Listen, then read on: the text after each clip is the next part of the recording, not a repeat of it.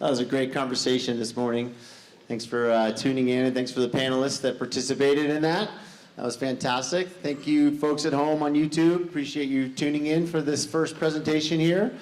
We're going to kick it off here with RAB and their new SS22 collection, and John Frederick, who's the country manager for RAB based out of Broomfield. John and I have known each other for quite some time now, and we look forward to having John present his new line. So without further ado, John Frederick. Awesome, thanks Andy. Yeah, and thanks you all for being here, and YouTubers. Hope you're in a better spot than we are, at beach or a mountain, right? Is that where people are? Well, sweet, yeah, thank you all for being here. Is it turned off? Oh, no one can hear me. There we go.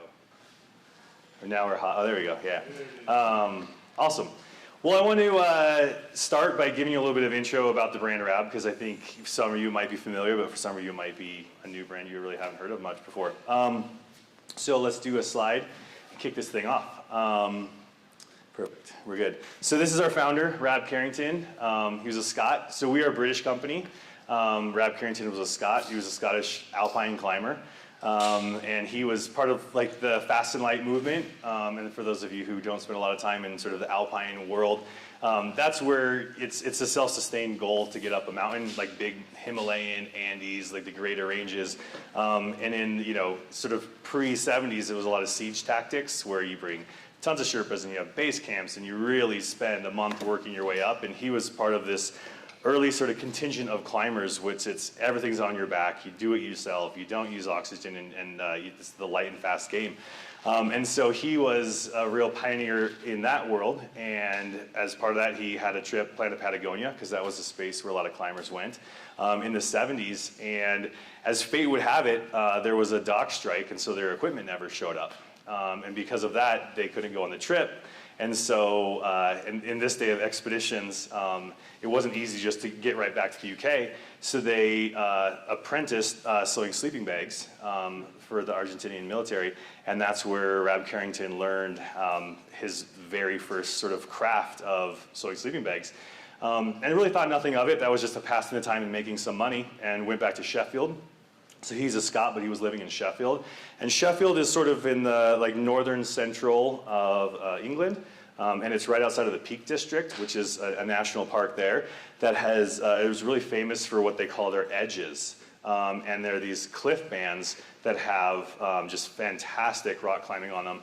And Sheffield, which is one of the sort of birthplaces of the Industrial Revolution, you had all these climbers who were working in factories and working these gritty jobs, and then and the weekends or afternoons they'd escape to the hills to climb there. So you had these pockets of badass climbers who lived there, and then you could also escape to the Scottish Highlands, 4 or 5 hour drive away to go climb ice alpine mixed routes in the on the weekends.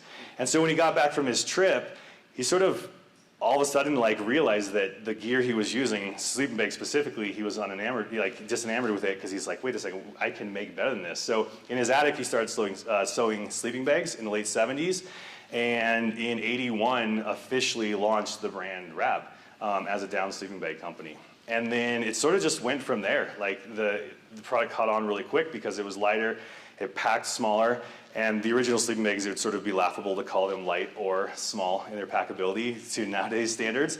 But really took it from there, and then was like, I could make a better down jacket than what's out there. And we were a down company primarily through the 80s.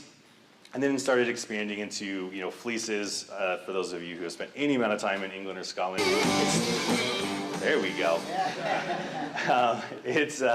It's really wet and humid, and so went into fleeces and the shells, and really sort of grew the brand there. And then I'll just I'm not gonna go step by step through the years, but you fast forward to 2007, and our current owner, Matt Gower, purchased the company from Rab, and he's still a current owner. And then in 2011, 11-12, he actually flew his family out to the States and opened up the office here in Louisville, Colorado. So Rab Carrington is still involved with the brand. He's an absolute crusher climber. He's in his young 70s right now and climbs harder than me, I hate to say that, but on a rock for sure, and is still involved. The brand helps us with, especially with some of our down innovations. We're always trying to push what we can do with light performance down. He's very involved, and we're definitely proud to be a privately owned company. It allows us to do a lot of things that you can't necessarily get away with in other spaces, and really prioritize. I'll get into some product, but specialty product that is really performance driven for like the highest end user, and not, I mean, we make commercial pieces, but it's really fun to work for a brand that prioritizes that. And also prioritizes our retailer relationships and sort of like what I would call the soul of the industry. So, you know, our brand, with our leadership of Matt, you know, we've committed to our retailers. We don't discount ever. We sell product direct on our website like every other brand, but we never discount it because we don't want to undercut our retailers. And we have really a robust retailer base throughout the whole country because of that. And that's really our growth has come from these mom and pop shops that sell RAB, and they sell like climbing gear and ski gear, and these very sort of active, you know, adventure-based retailers. And so I'd say that's like a fair history of RAB. And then Lowe Alpine, which is the other half of our company, is I won't get into the deep history of Lowe Alpine, but it's a fantastic brand with a ton of heritage with the Lowe brothers out of Utah. But near the end of the sort of their tenure, when they sold the brand, they sold it to a European company, and it really left the US market completely. The US market was used as a dumping ground for the clearance product. And in 2011, we acquired Lowe Alpine in Europe, and then recently have relaunched it back into the States, which I'll get a little bit more into with the product. So that's sort of the marriage of the two brands and how it all exists. Our home is in Sheffield, just outside of Sheffield, and then our office in the States is Louisville, about 15 minutes from here. And so the other initiative, we can jump next slide, that our owner, Matt Gower, has really pushed hard, and for those of you who were watching the panel earlier, is our CSR initiatives. And it's been a really exciting change. I've been with the company for 8 years, and we're a performance-driven brand. And this was talked about in the panel earlier, but you know, the availability of sustainable fabrics and technologies and what we have now has not always existed.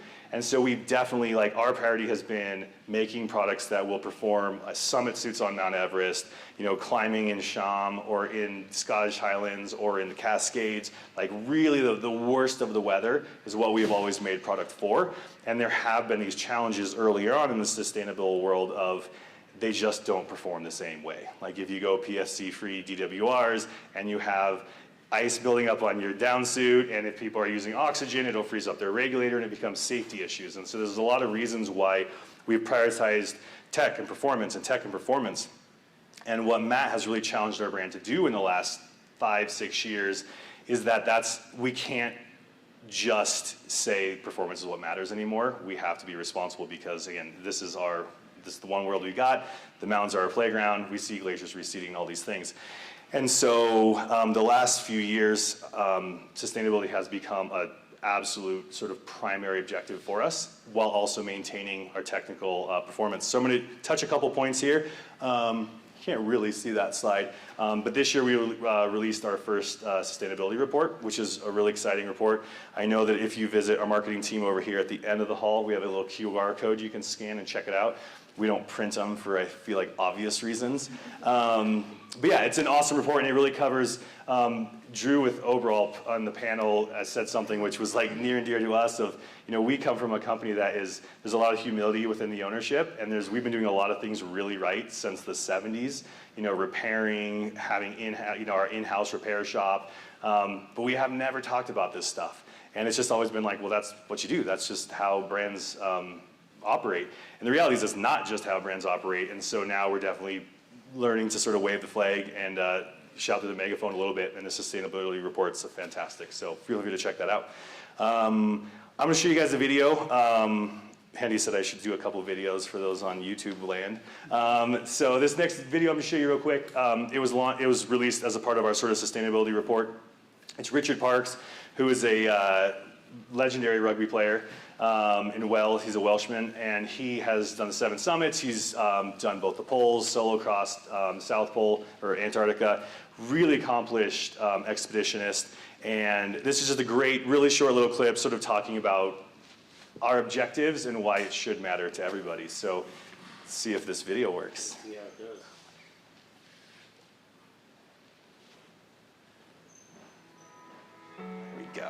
Climate change is affecting all areas of our natural world. The places we as mountaineers and explorers go to feel most alive are at risk. I've been to the edge of the world and I've seen how it's changing. We can all do our bit to stop this change, but we must act now. In 2020, we at RAB and Lowe Alpine became climate neutral, expertly balancing our impact on the planet, an achievement born of commitment and teamwork, a proud moment indeed. But we're not done. We're keeping going with a commitment to achieve net zero by 2030, zero emissions, minimal impact. We haven't just signed up, we're showing up, marking our progress, checking the data, holding ourselves accountable. Change is possible, and it's up to all of us. Because if we want to challenge ourselves out there, we must challenge ourselves here too. Exploring locally, repairing and reusing kit, reducing our footprint on every adventure. Small changes we can all make, that together will have a huge impact. So let's commit right here, right now, and together we can find a better way. Why? Because it's in our DNA.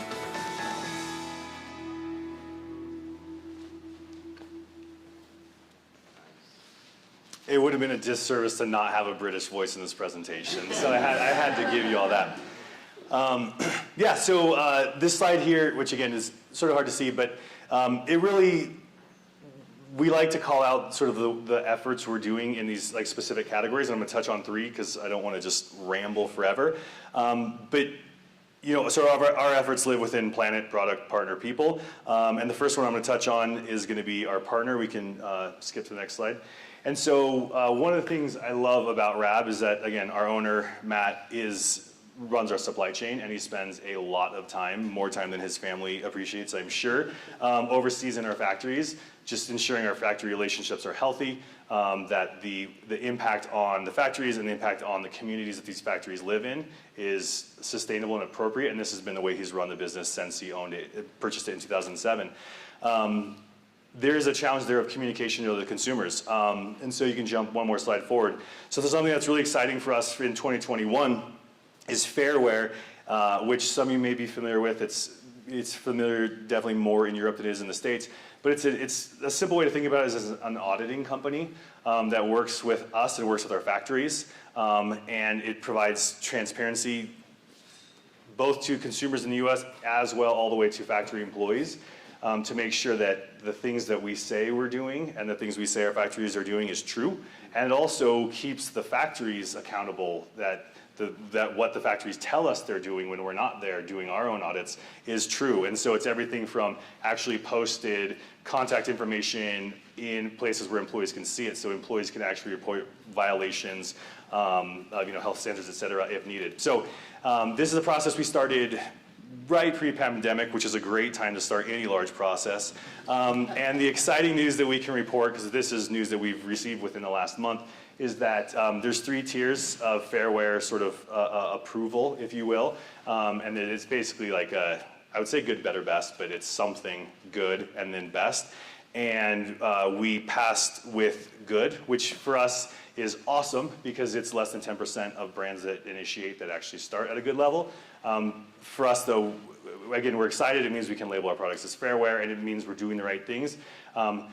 What takes us to the next step is bringing other factories along, because Fairwear doesn't work in every factory, currently with every factory. And so that's our goal as we're looking towards 2022, is ensuring that we bring all factories on board and we can get to the best level. So that's just one small example of how, there's a lot of ways you can look at sustainability, but taking care of the people who are actually making these products is hyper critical. And definitely, like I said, proud to work for a company that prioritizes that. Next slide. The next piece is going to be our planet piece. And you can skip forward. I'm not a big fan of reading small text on slides, but this was covered in that Richard Parks, the video, and you can go, here we go, is last year we made a commitment we went carbon neutral in 2020, which going carbon neutral, it's saying the right things, and it's it's a short-term fix in saying, like, listen, this matters and we're committing. And so it's, buying credits, but it's also starting a process for us where we've committed to be carbon net zero by 2030.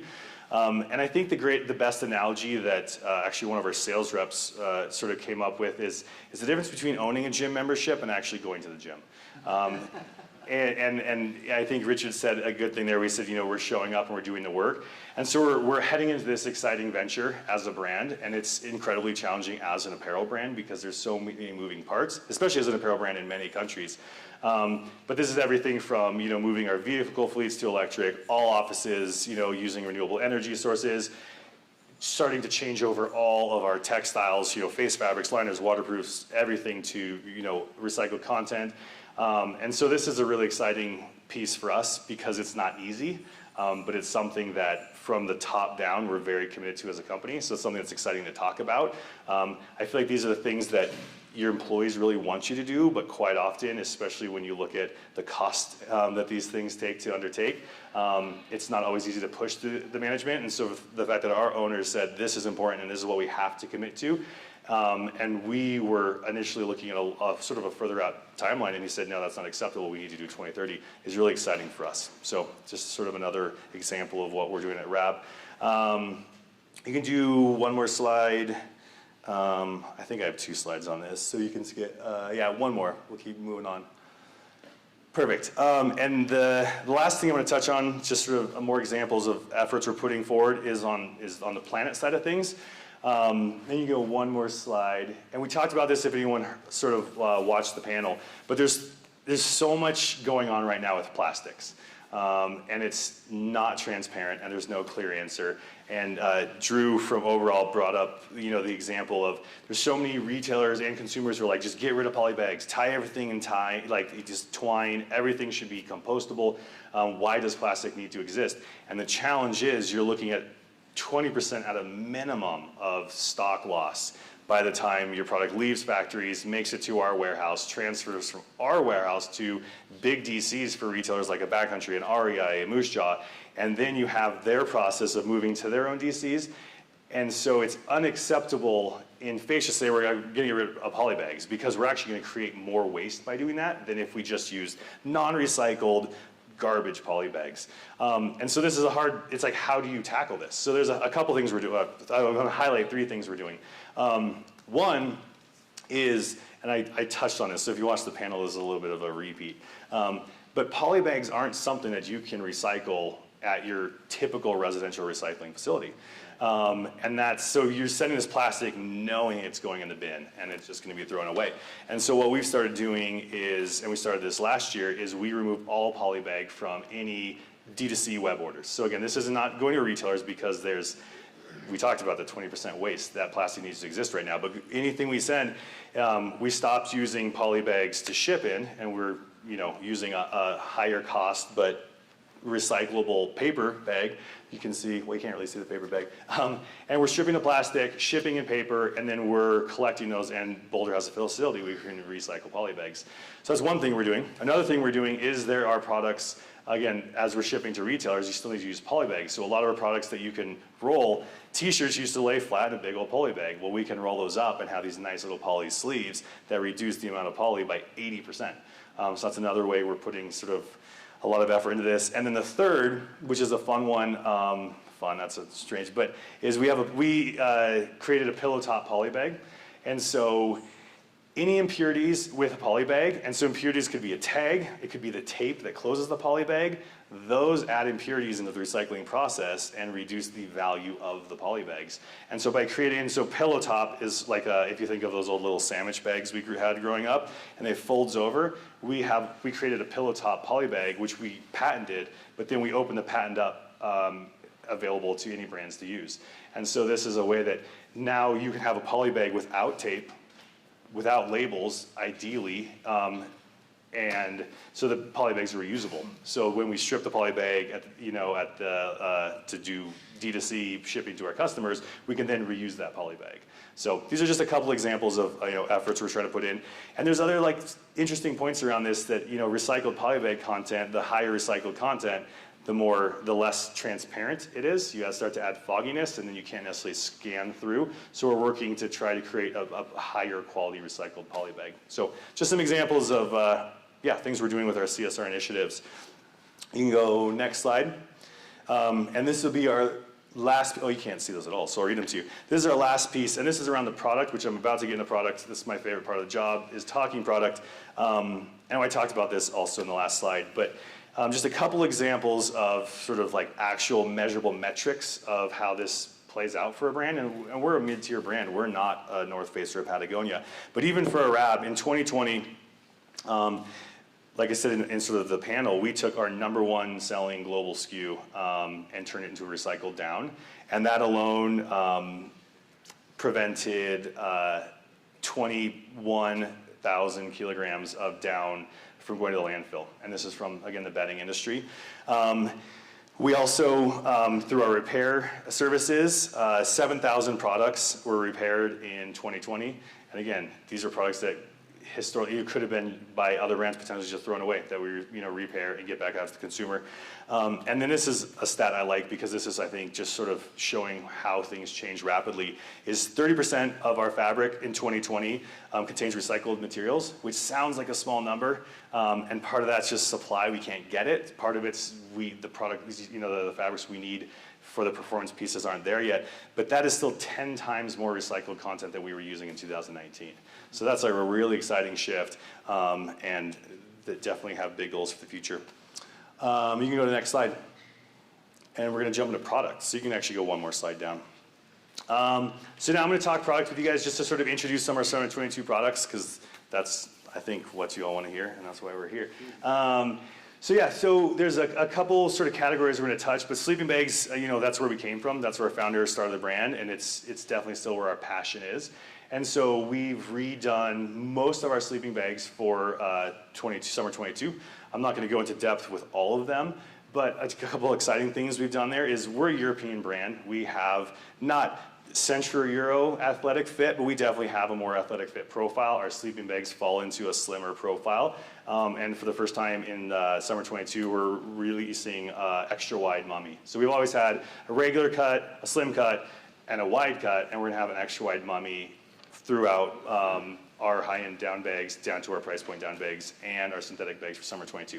So that's, again, super exciting for us in the US market, but it's also in markets around the world. Like it's two things. One, it helps accommodate more consumers, but it's also some people just want more space in their sleeping bag to be comfortable. So that's a general, just an exciting change. And we've also taken our top line sleeping bag collection, which is the Neutrino, which isn't our highest end. It's sort of, it's a 800 fill power. It's like our premium commodity bag. We've gone full recycled with the fabric on that bag as well. And that's this bag hanging right here. But the bag I actually want to talk about just for a minute here is this sleeping bag right here called the Solar Ultra. And so the Solar is our synthetic series bags. And we have 3 bags in that range. We have sort of our Solar Standard. We have a Solar Eco, which is the bag that's made with recycled fill, recycled fabrics, etc. And then we have the Solar Ultra. And the Solar Ultra has a really cool tech feature that I'm going to touch on for a minute. Actually, before I get into that, I forgot I had a video to play. This is going to be a video I'm going to show next slide in a minute. But our down sleeping bags are all hand-filled in Sheffield.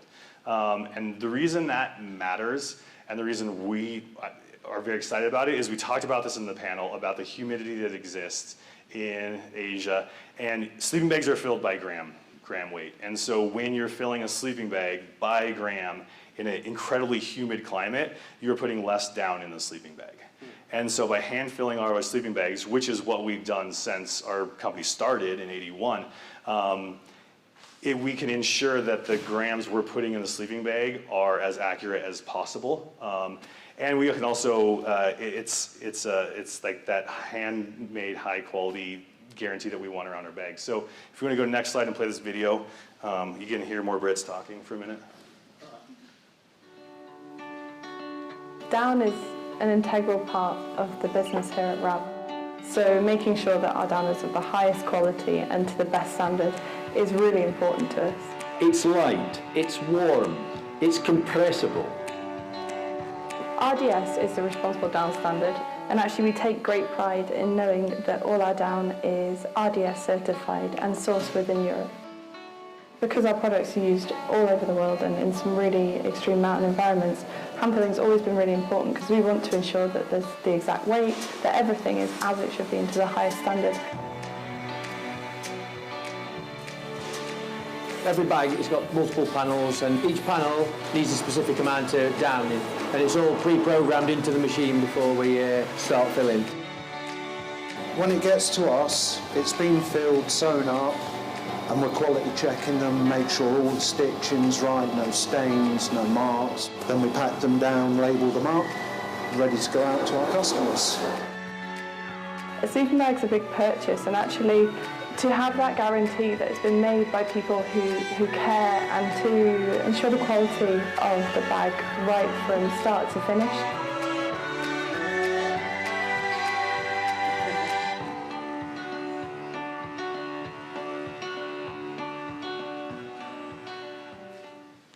That happy gentleman was Rob Carrington. I should have called that out earlier. But yeah, a couple points there. All our down sleeping bags use RDS down, and before RDS was a standard, we were members of the European Down and Quill Association, and traceable European down is something that we have always used in our sleeping bags. It's a critical priority for us, not only because of animal welfare, but it's a higher quality down. The plumes are more resilient when you unstuff your bag, and for a lot of people, when you leave your bag stuffed for 9 months between every camping trip, the sleeping bag is more, it's gonna loft better after you take it out. So every bag, every down, well, all down in our company in any way, it's either recycled or RDS. And then all of our down is also fluorocarbon-free nick wax, hydrophobic treated as well, which is important in the sleep system when all your perspiration throughout the night goes into the down. Perfect. So we'll go, back a slide, I believe. Okay, well, actually, you don't have to go back. You can leave it there. That's fine. I want to touch on this big real quick because it's got a technology we introduced in 2019 in it, which is really exciting. It's called Tilt, and it's a titanium-coated thread. And it's an ionized titanium, and just to skip over a lot of scientific jargon, what that means is that we're able to coat the thread before weaving the fabric with the mill we have, and it allows us to add reflective quality to the liner of a sleeping bag. And if you think about a sleep system and the way you can lose heat in a sleep system, reflective heat loss is, radiant heat loss is not trapped or captured in a current sleep system. And so we introduced it into one of our down bags, and it actually has a shiny metallic look to it. And it's a fantastic product that's performed quite nicely for us. What we've wanted to do though is bring that down into our synthetic range, because it's a way you can take a more price point product and make it perform better. And again, the challenge with any synthetic sleeping bag is they don't pack as small, the warmth to weight ratio isn't as good as a down. And so with our Solar Ultra, we took our synthetic bag and we've added a tilt scrim. And so that lives inside the liner. So that does two things for us. This is, once you drop price points down, the consumer doesn't necessarily want a shiny, reflective looking liner. So you need a little bit more visual appeal. And so it allows us to do that, but it's still with no weight penalty, improves the heat retention by 15% just by having that scrim in there. So that's the Solar Ultra, which is going to be new for summer 22. There's a handful of other features in that, but again, if you want to look at, touch it in person, we're just right down here at the end of the hall, and we'll go over that. I think that's it for sleeping bags. So next we'll talk about Skyline. So we're definitely one of those brands, like we're a climbing brand. That's where we came from. Our slogan for years has been, by climbers, for climbers. As obviously the brands grow and expand, and we sell things for skiers and backpackers and runners, and we've definitely always had this mentality of like, runners use our products. We make jackets that are great to run in, we make tech tees that are great to run in, we make shorts that you can run in. For summer 22, it's the first time we're making a product line for running, like a specific running collection, so it's really exciting for us. And what sort of makes this running collection a little unique is the whole collection is really built for above tree line running. So it's taking into consideration fabric weights, fits, that normally with running it's like, how light can I get my short? But the challenge is when you're above tree line and you have stiff wind, you don't necessarily want your short as light as physically possible because it'll be riding up all the time. And so there's a number of features within the product, and I'm not going to go through the whole collection. We have it at the end of the hall, so you can check it out there. But the one product I want to call out, just because it's badass, is we made a Phantom. Well, that's the jacket. Do we have? Yeah, there we go. We make a Phantom pull-on jacket and a pant, and the pant is brand new for summer 22. And this is a 2.5 layer Pertex shell, fully waterproof pant. Comes in at 2.8 ounces, and this is its stuff sack it packs into. So if you're talking about like running above tree line, storms come in, and you need those emergency pieces, but if you're truly moving fast and light, you may not even want to carry a backpack. You might not, I mean, no one runs with a backpack. You might not even want to have a vest. You might just have a flask bottle in your hand. The beauty is this pant packs up into this stuff sack, and you can actually have the jacket and, this is the jacket and pants stored into a flex waist on your running shorts. So it gives you an actual Alpine weather protection kit that you can run without having to have any real storage. So this is a rad piece. I'm super psyched to have it in the line. Feel free to check it out. It's pretty badass. What's the price on that? Well, that's a great question. I'm not a sales guy.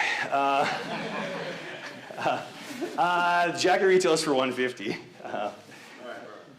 Yeah, so that's the Phantom pant.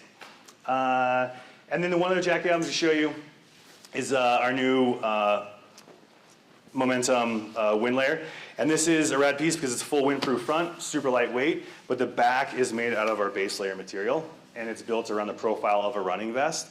And so if you are running with a vest, or even without a vest, it just gives you fantastic breathability and comfort. And if you have a vest on and you're moving, usually wind comes from front anyways, but even if the wind comes from the back, your vest is gonna block a lot of the area. So it gives you a really nice, like, weather resistant layer that doesn't like make you overheat. And it has this nice little zip pocket that stuffs into right here. There's a couple other features, like I said, you can go take a look at it in person. So that's a couple hits on our Skyline collection. There's plenty of other stuff. One other piece I'm gonna touch on, which I didn't do a slide for, which is sort of a shame because I'm most excited about this piece. But we have a new synthetic insulation layer for summer 22 called the Zen Air Alpine Light. We had a heavier version of this that came out for winter 21. And this is, like, I would say the more like 3-season piece for summer 22. The reason this jacket is super exciting is I'm sure you all have heard numerous pitches on active insulation, breathable insulation, et cetera. And there's positives and negatives to all that stuff. The reason why we love this jacket is A, it's comfortable, fits perfect, and is, of course, very comfortable. But we have actually worked with Pertex to fine tune the CFM of the face fabric. And what that means is you can have an insulation layer that the insulation can move moisture vapor quite easily, but when it hits this outer layer, that is truly what dictates the breathable nature of the jacket. And so we were able to work with Pertex and actually fine tune the CFM of the face fabric to match the insulation, so we're optimizing the breathability of the insulation. So what that means in layman's consumer terms is you have a larger range of temperatures that you can wear the jacket in. So you have your coldest temperature that's everyone has their own individual comfort levels. So let's say you can wear this jacket down to 20 degrees. You can wear it colder than that, but let's say that's your level. Without that, sorry, the mic's loud. Without that CFM sort of fine tuning, you would only be able to wear this jacket up to, let's say, 35, 40 degrees, because that's when you start to build out the heat pressure, you get warm, it gets uncomfortable, you're gonna have to take your jacket off. By fine tuning that CFM, it allows us to add additional degrees of temperature you can wear this in, or additional movement uphill as your body's heating up before you have to take the jacket off, because not only is the insulation working with you, but now the face fabric actually matches the breathability of the insulation. So super rad piece, just makes it that piece that you can actually just like, put on, use, wear, not really have to take off. So yeah, excited about this guy. Definitely go check it out. Next slide. And this will be my last product hit. I have not kept up here. I didn't even need that. But is packs. So as I mentioned earlier, we acquired Lowe Alpine in 2011. And it was an exciting acquisition for us because there's a lot of heritage and sort of history within the brand. The brand started, its heritage is within climbing because the Lowe brothers were legendary. Well, Jeff Lowe specifically was a legendary alpine climber, did some unbelievable first ascents around the world, was definitely a hard man. and made a lot of innovations, including the very first ever internal frame pack. But as the brand evolved past their ownership, it really evolved into backpacking, travel, and lost a lot of that sort of core heritage. And so there's two things we're doing in the pack realm. One is we're taking Lowe Alpine and pushing that further. So we're making everything from like bigger, more load carrying packs for people who are really like expedition backpacking. We're also taking our backpacking technologies down in price points and trying to make more accommodating tiers. So you can get a pack that actually carries well, actually adjusts well, actually has all the features you want, but is under a $200 premium at a 60-liter pack. So that's where we're taking Lowe Alpine, and it's exciting. We have a new pack called the Serac, which we may have over there, may not. We do have it. Talk to Hendy.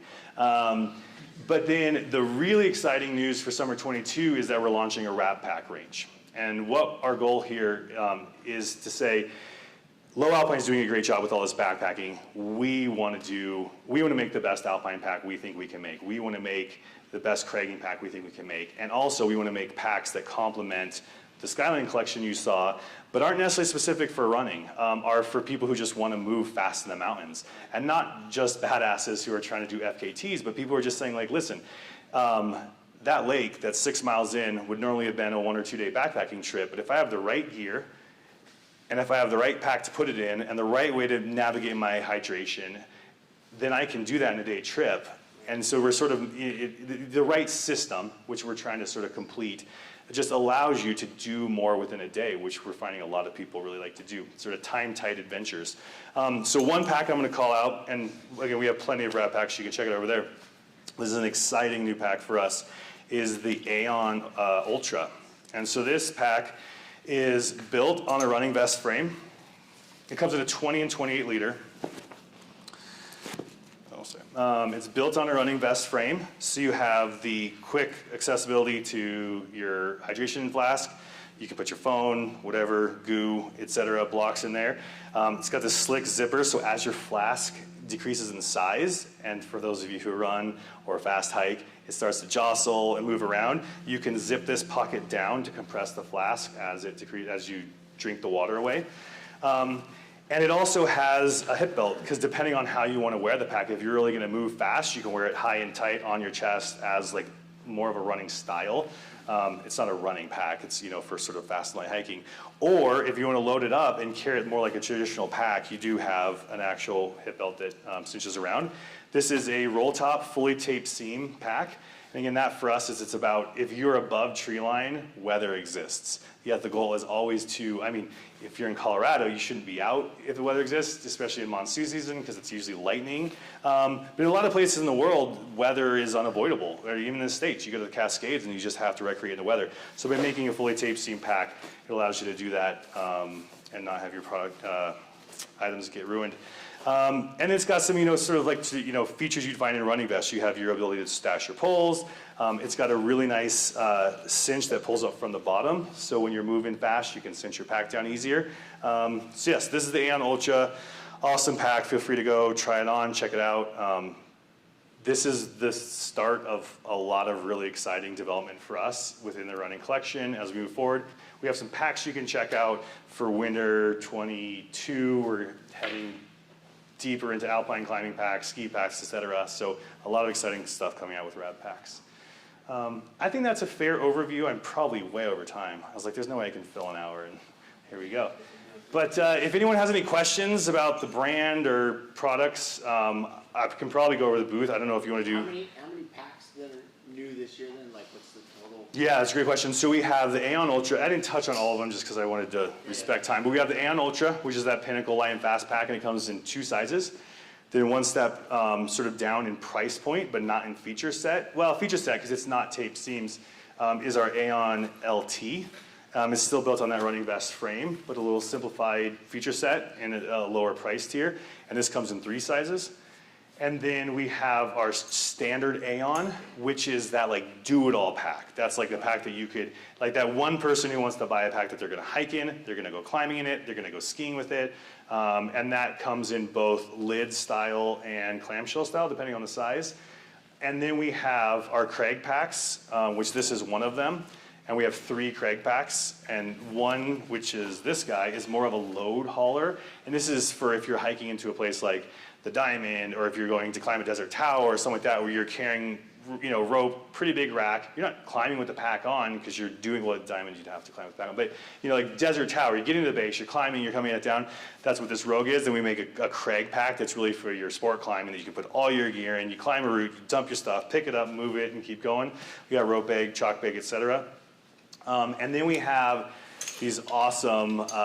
This is sort of looking at that urban, I mean, it's a bolder person. You know, you gotta go scramble flat iron in the morning, you're gonna ride your bike to work, you're gonna go to the gym after work, and then you're gonna ride your bike home, and we have our Depot series.